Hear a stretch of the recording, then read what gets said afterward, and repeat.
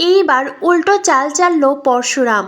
সবাই যখন নিশ্চিত ছিল পরশুরাম আর বেঁচে নেই, তখনই দেখা মিলল এক রহস্যময়ী চরিত্রের, যে কিনা ইতিমধ্যেই বাবিনকে ফোন করে হুমকি দিয়েছে। আর যার হুমকিতে ভয় পেয়ে গেছে বাবিন, সে আর কেউ নয়, ধারণা করা হচ্ছে সেই পরশুরাম, যে কিনা শিবের ছদ্মবেশে মুখে মুখোশ পরে আছে। নতুন রূপে শিবের ছদ্মবেশে তাণ্ডব করতে ফিরে এসেছে শিবপ্রসাদ গাঙ্গুলি ওরফে পরশুরাম। বন্ধুরা, পরশুরাম ধারাবাহিকের আজকের পর্বে দেখানো হয়েছে তটিনীর মা নন্দিনীকে ধন্যবাদ জানায়। তটিনীর মা নন্দিনীকে বলে, তোর ড্যাডি আগেই বলেছিল নন্দিনী মুখার্জি একজন নামিদামি লয়ার, আর তুই সেটা আবারও প্রমাণ করে দিলি।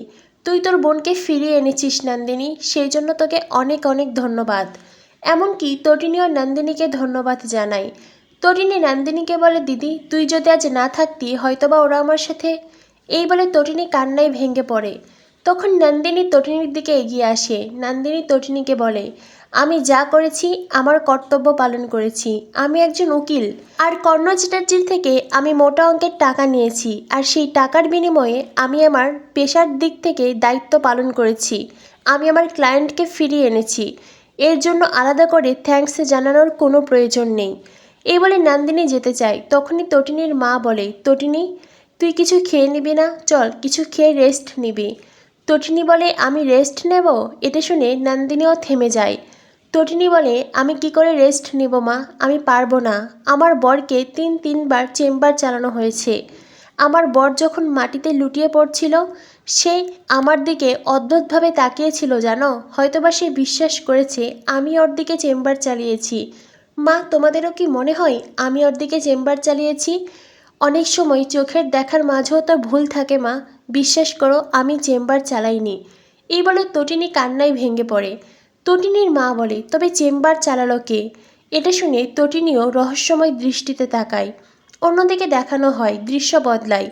তটিনী কুসুম পরে এসেছে সেই একই পোশাকে, অর্থাৎ তটিনী নিজের জামা চেঞ্জ করেনি, এমনকি কিছু খাবারও মুখে তোলেনি। সেই পরশুরামের কেসের তদন্ত করতে কুসুম পরে এসেছে নন্দার বাড়িতে। তটিনী সেই উঠোনে দাঁড়িয়ে থাকে, যেই উঠোনে কিনা শেষবার পরশুরামের সাথে তার দেখা হয়েছিল, যেখানেই আহত হয়েছিল পরশুরাম। তটিনী হিসেব মিলাতে থাকে, আমি তো এইখানটায় দাঁড়িয়েছিলাম, আর আমি এখানে দাঁড়িয়েই চেম্বার তাক করেছিলাম। তবে চেম্বার চালিয়েছিল কে, কোথা থেকে? তটিনী সব কিছু ভাবতে থাকে আর ভেবে অস্থির হয়ে ওঠে। শেষবার পরশুরামের চাহনি, তার অসহায়ত্ব সব কিছু মনে পড়তেই তটিনী কান্নায় ভেঙে পড়ে। মাথা ঘুরে আসে। তখনই হঠাৎই শিলনোড়ার শব্দে তটিনী এগিয়ে যায় নন্দার দিকে। নন্দা তটিনীকে দেখে অবাক হয়ে যায়। নন্দা তটিনীকে বলে, এ কি আপনি এখানে? তটিনী বলে, সেদিন তো আপনিও বিয়ের মণ্ডপে উপস্থিত ছিলেন, আপনিও তো সাক্ষী দিয়েছেন। বলুন না সেদিন আমার বরের সাথে ঠিক কী ঘটেছিল? আমি তো অজ্ঞান হয়ে গিয়েছিলাম, তখন আমার বর কোথায় গেছে? নন্দা বলে, আমিও এসব কিছু জানি না। পুলিশ আমাদেরকে জিজ্ঞাসাবাদ করছিল, আমরা সবাই ঘরের ভেতরে ছিলাম। বাইরে বেরিয়ে দেখি ওখানে কেউ নেই, শুধু ব্লাড পড়ে আছে। এই কথা শুনে তটিনী অবাক হয়ে যায়। এরপরেই তটিনী নন্দার কাছে আরও কিছু তথ্য জানতে চায়। নন্দা যতটুকু জানে তটিনীকে বলে। তবে নন্দাও তটিনীকে বলে, আপনি কেন শেষ করলেন আপনার বরকে? কী রাগ ছিল তার প্রতি আপনার? তটিনী বলে, আমি আমার বরের সাথে কোনো অন্যায় করিনি, আমি চেম্বার চালাইনি। তটিনী নিজেকে নির্দোষ বলে। তবে নন্দা জানায়, ওনার সাথে যে ঘটনা ঘটেছে মোটেই ভালো হয়নি। মানুষটা যদি মরে গিয়ে থাকে তবে শেষে খুব কষ্ট পেয়ে মরেছে। এই কথাটা শুনে তটিনী বলে, কি বললেন? আমার বর মারা গেছে? এটা হতে পারে না। নন্দা বলে, তিনবার তাকে চেম্বার চালানো হয়েছে, একজন মানুষ কি করে বেঁচে থাকতে পারে? যেই কথাগুলো শুনে তটিনী কান্নায় ভেঙে পড়ে। অন্যদিকে তটিনীকে আড়াল থেকে দেখছিল সৌরভ।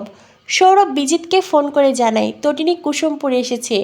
তবে কি তটিনীকেও শেষ করে ফেলবো? তিনটে চেম্বারে পরশুরামকে শেষ করেছি, আর এইবার তটিনীকে শেষ করব। এই কথাটা শুনে বিজিত বলে, না একদম নয়। সৌরভ বলে, কেন? বিজিত বলে, এখন যদি তটিনী গাঙ্গুলির কিছু হয় তো কেসটা অন্যদিকে ঘুরে যাবে। সেজন্য তটিনী গাঙ্গুলির কোনো ক্ষতি করা যাবে না, বরং তটিনী গাঙ্গুলি কি করছে না করছে প্রত্যেকটা পদক্ষেপে নজর রাখো। সৌরভ বলে, ঠিক আছে। এরপর দেখানো হয় দৃশ্য বদলায়। তটিনী বাড়িতে ফিরে এসেছে। বাচ্চারা তার কোলে মাথা রেখে ঘুমিয়ে পড়েছে। আর অন্যদিকে তটিনী তার বরের কথা ভাবছে, শিবপ্রসাদ গাঙ্গুলির কথা ভাবছে। নিজের বরের সাথে কাটানো সুখকর মুহূর্তের কথা মনে পড়তেই তটিনীর চোখ জলে ভিজে যায়। তটিনী কান্নায় ভেঙে পড়ে। তখনই ঘরে আসে তটিনীর মা। তটিনীকে বলে, কাল থেকে একটা খাবারও মুখে তুলিসনি, খেয়ে নিবি চল।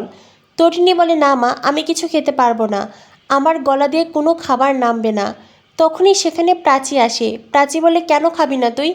তটিনী বলে, কেন বুঝতে পারছিস না, আমার বর মিসিং, এ অবস্থায় আমি খেতে পারবো না।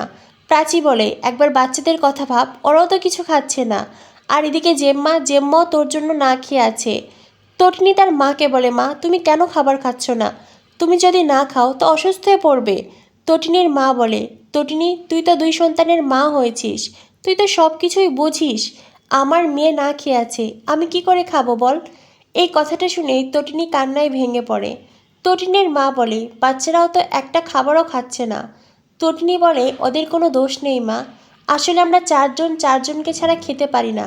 আমরা যখনই খাবার খেতে বসতাম 4 জন একসাথে। বাচ্চারাও তো সবসময় ওদের পায়ের জন্য অপেক্ষা করত, ওদের পা এলে তারপরেই খাবার খেত। এটা শুনে তটিনীর মা প্রাচী দুজনেই কান্না করতে থাকে। শিবপ্রসাদের জন্য সবারই মন খারাপ। অন্যদিকে নন্দার মুখে জানতে পেরেছিল বাবিনের কথা। আয়েশি বিজিত তারা নিখোঁজ। বলরামকে ফোন করে তটিনী তথ্যটা পেয়েছে।